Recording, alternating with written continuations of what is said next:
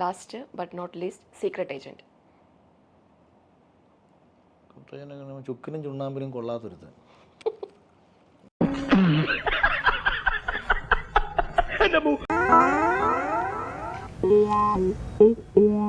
താളവടി ഈ മറ്റേ വാക്കും പ്രവൃത്തിയും കുറെയെങ്കിലുമൊക്കെ ജീവിതത്തിൽ പുലർത്താൻ ശ്രമിക്കുന്നതൊക്കെ നല്ലതായിരിക്കും. ഈ വേണ്ടാത്ത കാര്യങ്ങൾ പറയല്ലേ. അവനകത്ത് വെച്ചിട്ട് പറയുന്നു, ഞാനത് കണ്ടന്റ് ഞാൻ കേട്ടു, ഞാൻ ഇനി മുതൽ പഴയ സീക്രട്ട് ഏജന്റ് എന്ന മൃഗമല്ല, ഞാൻ ഇനി മനുഷ്യനാവാൻ തീരുമാനിച്ചിരിക്കുകയാണ്. അതന്നത്തെ ചോരത്തിളപ്പിന് ഇപ്പൊ എന്ത് ചോര തണുത്തു പോയാ?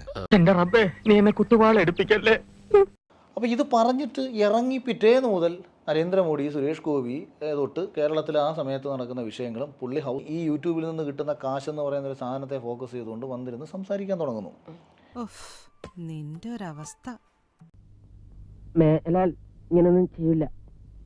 അഞ്ചാറബത്തൊക്കെ എല്ലാവർക്കും പറ്റേ. കാറിനുള്ളിൽ സീക്രട്ട് ഏജന്റും പുറത്ത് ഞാൻ സായി കൃഷ്ണൻ എന്ന് പറയേണ്ടത് പണ്ടും പുള്ളി അങ്ങനെ ആയിരുന്നു. മുതലാളിക്ക് ഇത്ര നേരമായിട്ട് മനസ്സിലായില്ലേ? ഇവൻ പൊട്ടനാണ് മുതലാളി.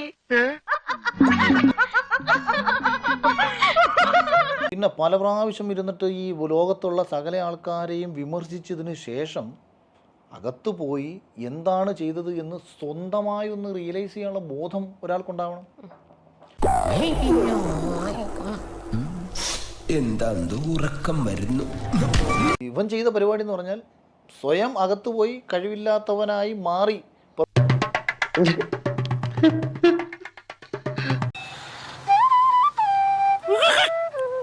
പുറത്തുനിന്ന് കാണുന്നതല്ല അകത്ത്, ഗാലറിയിൽ ഇരുന്ന് കാണുന്നതല്ല കളിക്കുന്നത്.